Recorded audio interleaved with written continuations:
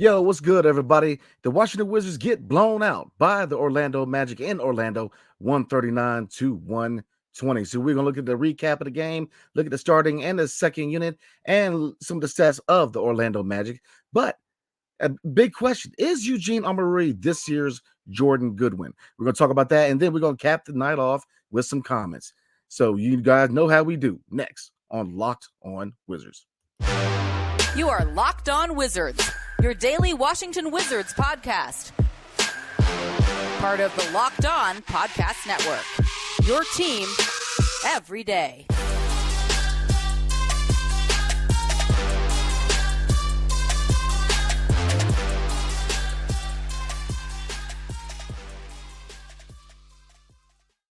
What's good, everybody? It's your boy Brandon Scott again. I'm rolling solo tonight, but I definitely appreciate you guys making Locked On Wizards your first listen every single day. We are free and available wherever you get your podcasts and on YouTube, part of the Locked On Podcast Network, your team every single day. And tonight's episode is brought to you by Gametime. Download the Gametime app, create an account, and use promo code Locked On NBA for $20 off your first purchase. So, again, it's your boy Brandon Scott again, rolling solo tonight. My guy, the real It Oliver, is taking a night off. At Washington's game, man. He needed a night off. So definitely rolling solo, and definitely appreciate you guys tuning in with me tonight.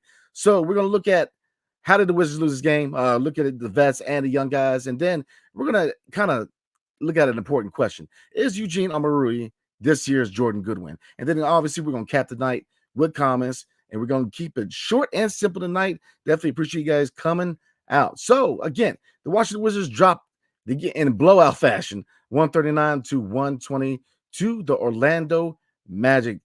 They trailed every quarter, and but the question is, how did they lose this game? Well, we feel like we're a broken record here on Locked On Wizards, because it feels like every game, man, is the same thing, right? Whether it's perimeter defense, whether it's bad rotations on defense, whether it's rebounding. Tonight was a combination of all three. If you look at the Orlando Magic, they shot 63% from three-point range. So that tells you all you need to know. Rotations were slow as usual. Perimeter-wise, we're bad at rotating. We're bad at identifying who guards who.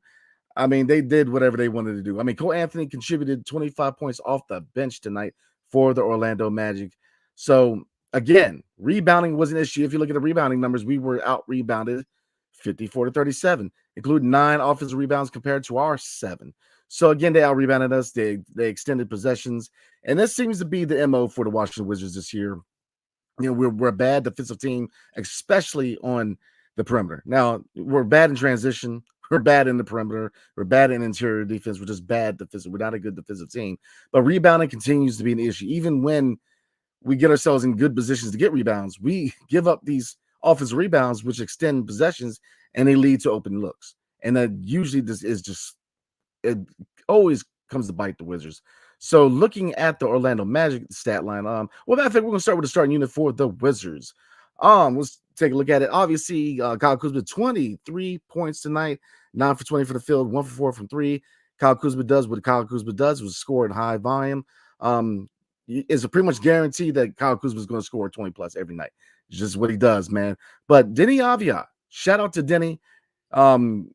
We are definitely going to give you guys the latest news on the injury when we get the information, but he's obviously suffered an injury, but in 27 minutes of action, scored 22 points, 4 rebounds, 5 assists, shot 9 for 12 overall, and 1 for 2 from 3. So efficiency was the name of the game for Turbo tonight. But Jordan Poole in 26 minutes, 19 points, 5 for 12 from the field, 5 rebounds, 2 assists. So he had a bounce back game. He looked a lot better tonight. No Shaq to the full moments. But looking at Tyus Jones, kind of an underwhelming night for him, 7 points, shooting 3 for 10. And Daniel Gafford, very, very underwhelming. He did provide 2 blocks, 1 steal, but 4 points, 3 rebounds, 4 assists, 2 for 2 from the field in 26 minutes. We know that he is a backup, but look, for right now, he's the starting guy. So, but looking at the starting unit, the I guess the new solid 3, if you want to call them that, Kuzma, Avdija, and Poole, they played decent. But we're just a terrible defensive team. I mean, if you take out Deni, Kuzma does what he can on the defensive end, and Poole's non-existent, but we're just not a very good defensive team. and it came to bite us as usual. Rebounding continues to be an issue. So, again, I feel like I'm saying the same issues, and it's going to be the same issues all year for this team, unfortunately. Rebounding, we're not a good rebounding team. We're not a good defensive team, and that's going to be the reasons why we lose most nights that we lose. So looking at the second unit, Bilal, 7 points, 5 rebounds. A little underwhelming, especially from shooting, 2 for 5 for the field, but he did hit a 3-point shot. Kispert looked better tonight, 13 points, 4 for 7 for the field, 2 for 5 for 3. Shamet, 5 points, off night. But on the bench, let's talk about it. We got that. I know we're going to talk about Eugene in a little bit, but Eugene, real quick, because I know we're going to talk about it. 9 minutes, 10 points, including statistics that you cannot record. Effort. He came in, he was a dog. He got to the free throw line. Eugene Omoruyi continues to prove why he should be that next signing, in my opinion. So, again, looking at this team as far as the Wizards statistical standpoint, man, I feel like I'm beating a dead horse. Rebounding was an issue, and perimeter defense was a major issue and led to this defeat. Because looking at Orlando, 31 points for Franz Wagner, 11 for 14 from the field, 4 from 6 from 3. But look at that 3-point shooters exclusively. Suggs, 22 points, but 3 for 6 from 3. Cole Anthony shot 3 for 5 from 3. Gary Harris, 2 for 2. Ingles, 1 for 1.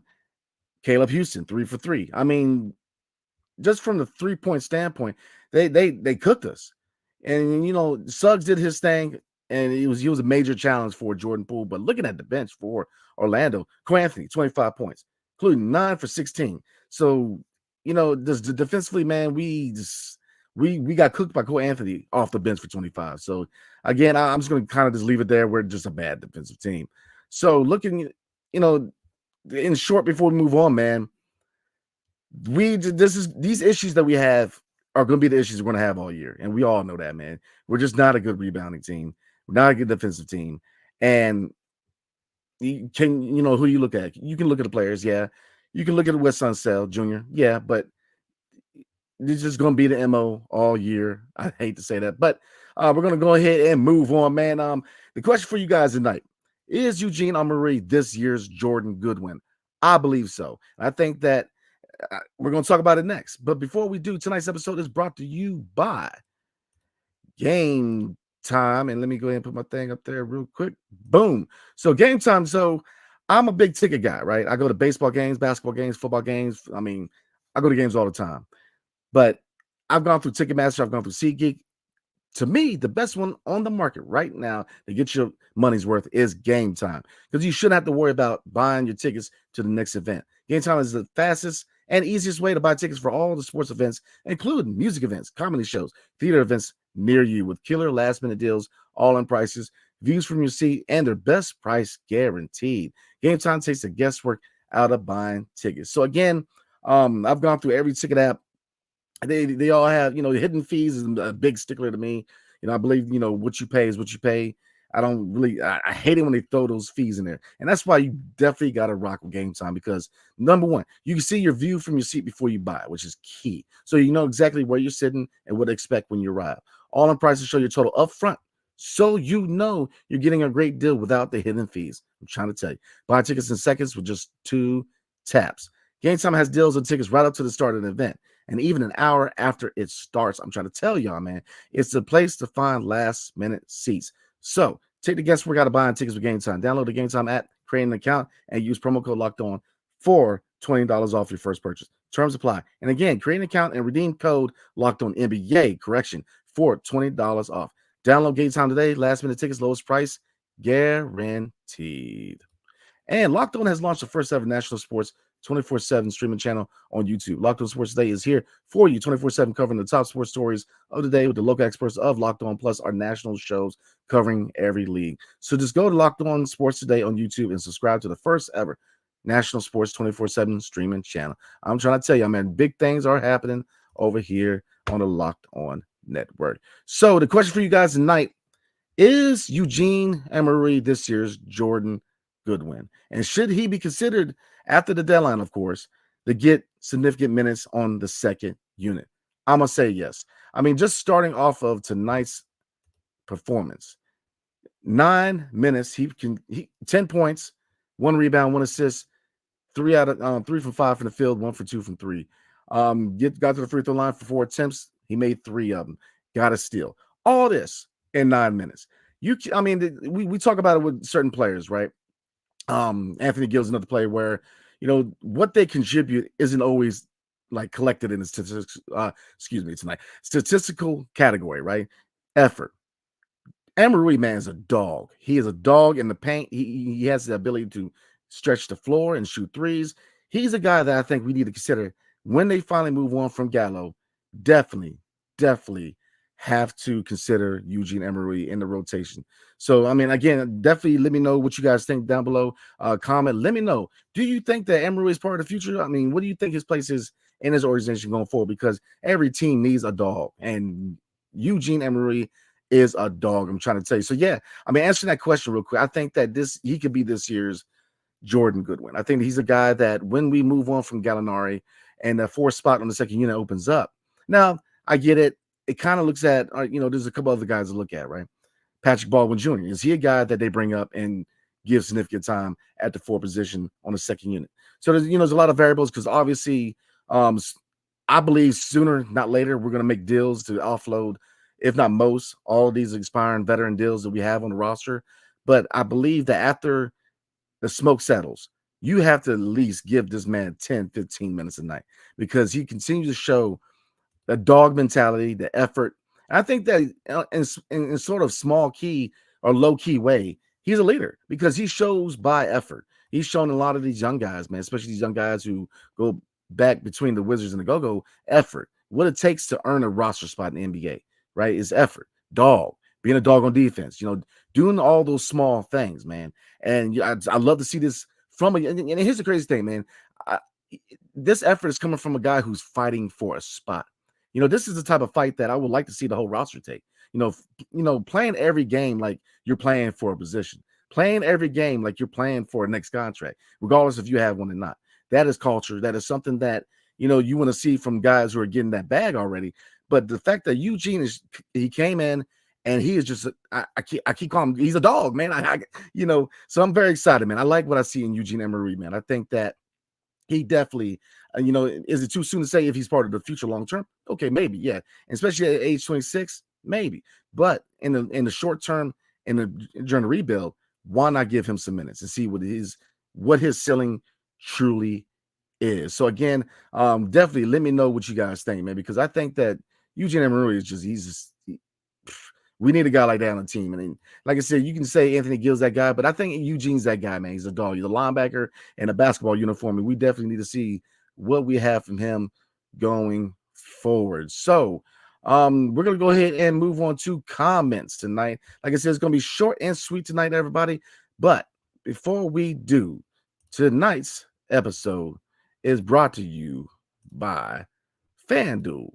Now, as the weather gets colder, the NFL offers stay hot on FanDuel. Right now, new customers get $150 in bonus bets with any winning $5 moneyline bet. That's $150 if your team wins, though. If you've been thinking about joining FanDuel, there's no better time to get in on the action than right now. Don't even think about it. Get on there right now and go ahead and set up an account because I'm trying to tell you, the app is so easy to use. There's a wide range of betting options, including spreads, player props, over and unders, parlays, and more. So all you got to do is visit FanDuel.com/lockedon and kick off the NFL season. FanDuel, the official partner of the National Football League. So again, definitely appreciate you guys for rocking with me tonight. My main man E, he's definitely taking the night off, man. So I'm rolling solo tonight. So appreciate you guys coming out. So we're gonna slide into comments, and whatever comments we do not get to tonight, we got some mailbag episodes coming up, man. So definitely shoot us your best questions and comments. So starting off with Matt. What's going on, Matt? How you doing? What does Johnny Davis even do? That is a very good question. I think his biggest asset is his defense, and his rebounder would be number 2. But as far as the offensive basketball player, he is non-existent, man. He's not aggressive enough. I get it. He got 9 minutes tonight.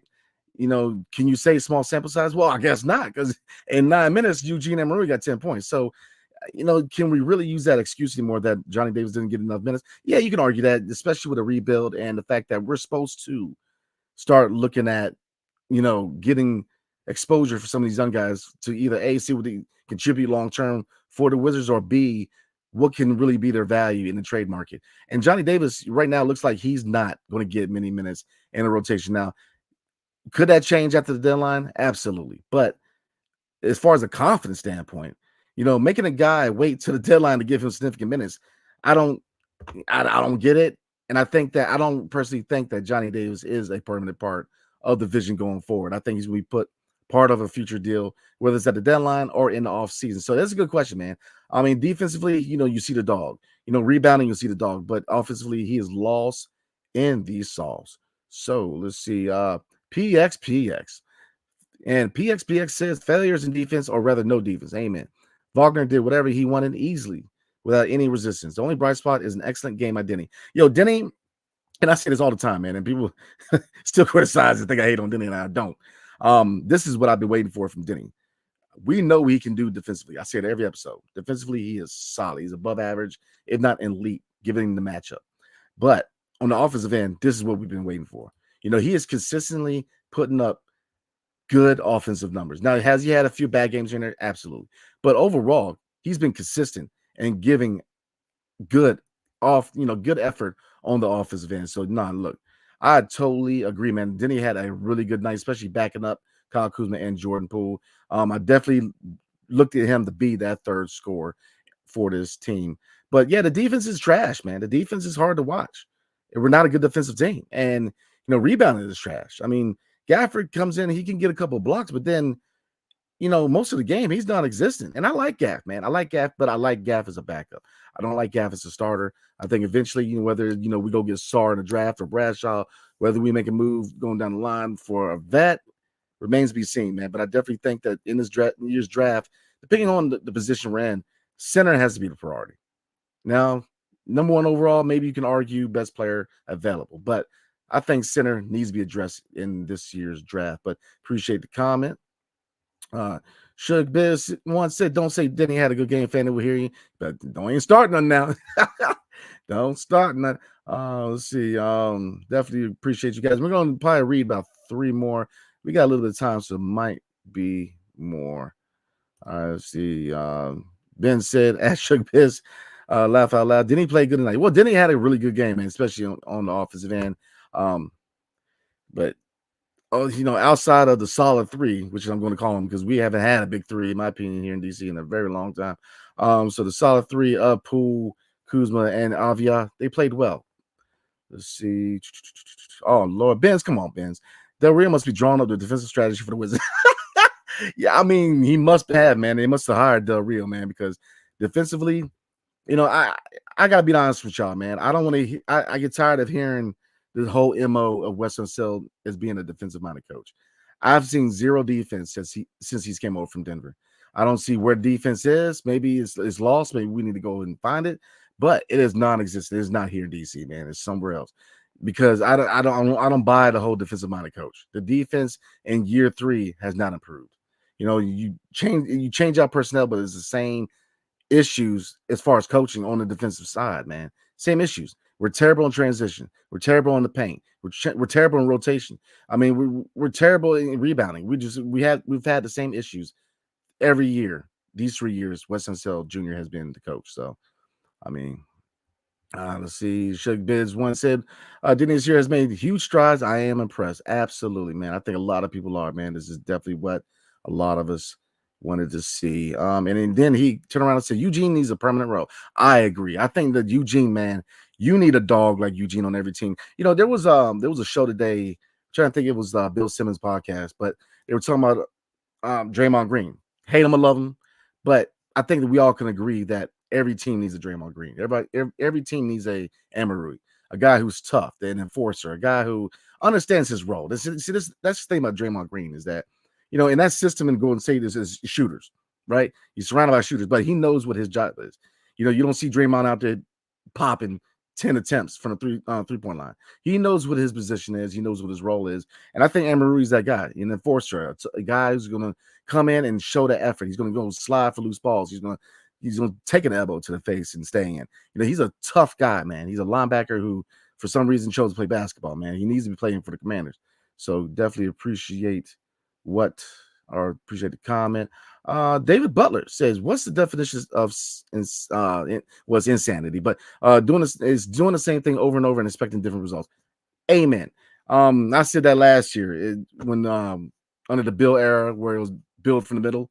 Doing the same thing, expecting different results. Now, I see where you're going with it. It kind of and how I'm kind of using the comment is what's unsettled in defense. Every year we are a bad defensive team, and I know me and E both covered it that it was real questionable why they decided to enact his 4th-year option so fast. Because under the new front office, I thought they were going to evaluate Wes Unseld Jr. and then go from there and say, all right, maybe you're the guy, maybe you're not the guy, but go from there. But he ain't it, man. Coming over here, this whole defensive-minded mirage, the defense has been trashed all 3 years. So I'm with you. I do not. Let's see. We're gonna do about 2-3 more, man. Let's see. Shadow Dancer, what's going on with you? Fire that mediocre coach. Wes is the worst coach in history. You can't have someone just because he's the son of a former star. Well, I'm with you. I do believe that the name had a lot to do with him being hired, because maybe you could say that the work he did, because the MO, we all know what the MO was coming from Denver, right? That he was pivotal of teaching people like Jamal Murray and Jokic defense. So he came over here with the MO of being a defensive-minded coach, but he's not a defensive-minded coach. The defense is worse than it was under Scott Brooks. I mean, I don't know where the defense is. Like I said, we got to put an APP out for the defense, because I don't think they showed up yet. I think they're still in preseason. But I'm with you, man. I don't think they're going to fire him in the middle of the season. Unless I was going to say unless it gets too bad, but I mean, look at the record. I think we hit too bad, but it depends. Ted Leonsis is not a guy who is known to fire coaches in the middle of the season. So I think you definitely have to look at the head coaching position and really evaluate and say, look, man, what are we doing? What are we doing? So let's try to get a couple of more. Kai Jones, we've been there and done that. And I told you guys how I feel about that. I'm not going to touch about it. Let's see, man. Let's see, Matt, another good comment. Let's see, he's a good depth bench player. He won't have a crazy ceiling, but players like him are needed, and he shows he's committed. Amen. I agree 100%. I think every team needs an enforcer, a high effort guy on their team, whether it's a Draymond Green or is it Omoruyi, man. I think he definitely has a place as far as the culture. Now, the ceiling, I agree, he's not going to be too high, but I think just from the culture standpoint, you need a guy who's going to show by example. He was going to lead by example. Effort, absolutely. Isolation said also, yeah, Eugene gives 100% effort. Much rather have him be the center of the second unit. Gallo just isn't the center. If you're going small ball in the second unit, why not? I agree with you. The effort alone, I think you need to take into consideration what he can do on as far as the second unit center, because Muscala ain't it and Gallo just ain't it, man. He's just too slow. And my man Ben said, yep, I agree. Gallo is so slow and unathletic. He's a standing cone. Yeah, he might as well have the daggone Walker with the tennis balls on him, man. I mean, he's a mummy at this point in his career, but he still shows that score mentality in the show. So I definitely think you can get value from a contending team.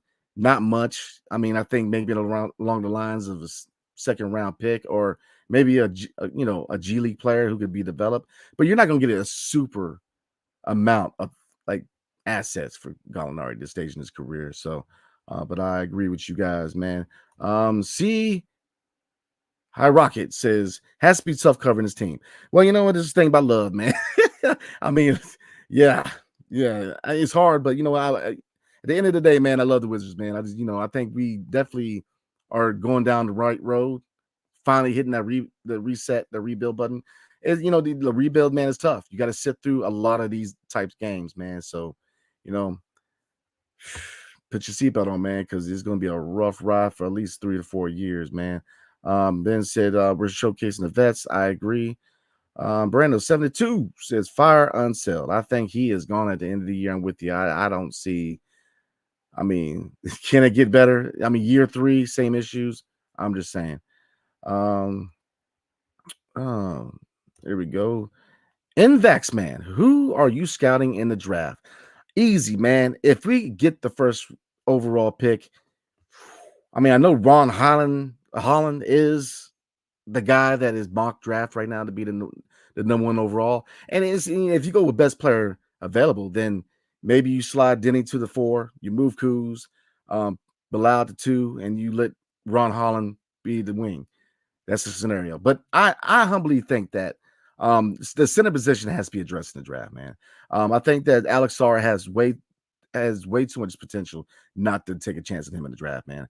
I mean, his offensive game is a little raw, but he's an athletic guy for his size, man. I mean, he's a guy that I'm definitely looking at Alex Sarr. Now, there's a lot of names, man. Bradshaw, there's a lot of names, but obviously point guard is another emphasis for us going forward. A permanent point guard. Isaiah Collier out of USC.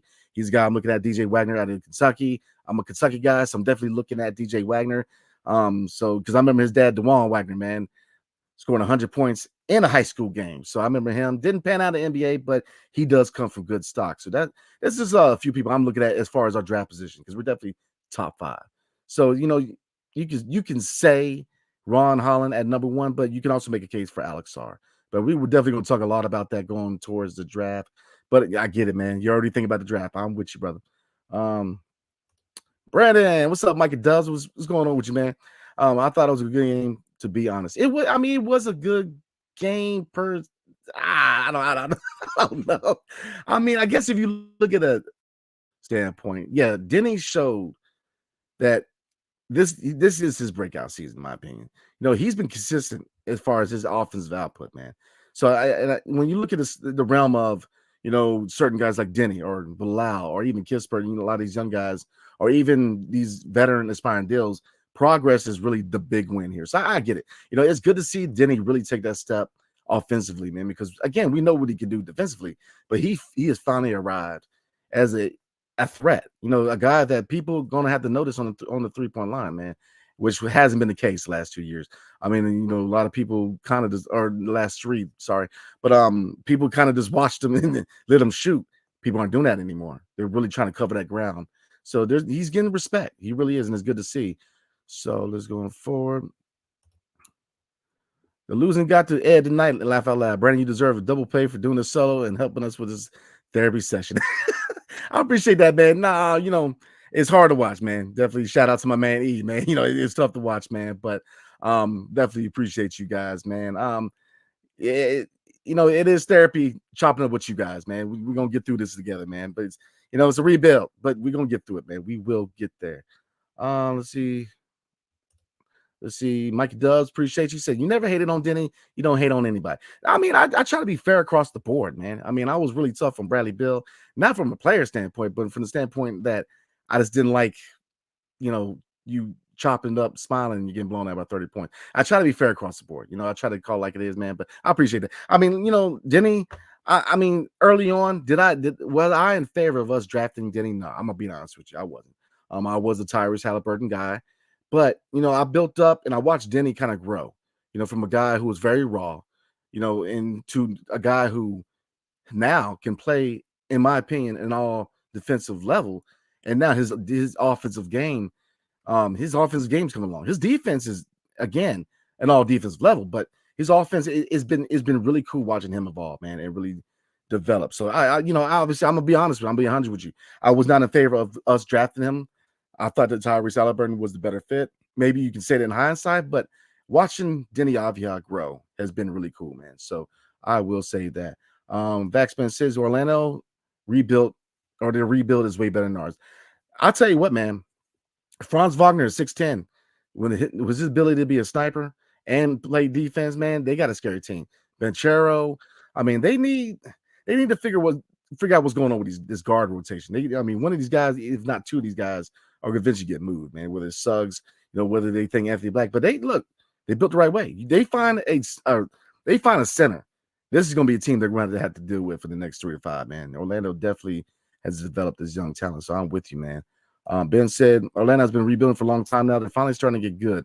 We're in year 1 of rebuild. I mean, you kind of look at them. We're kind of a similar spot, developing young talent. I think the key for us, just like the key for Orlando was, building through the draft and hitting those draft picks. Jalen Suggs looked good. I mean, Jalen Suggs really looked good tonight, and I've always been a big fan of him coming out of Gonzaga. I mean, Banchero, we already know what he can do, man. In my opinion, he's a future superstar.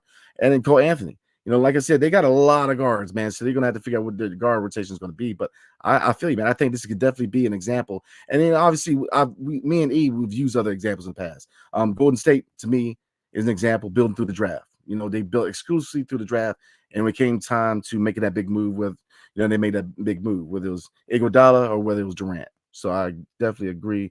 We're gonna do two more, man. I know I've been saying that, but I appreciate chopping up with you guys, man.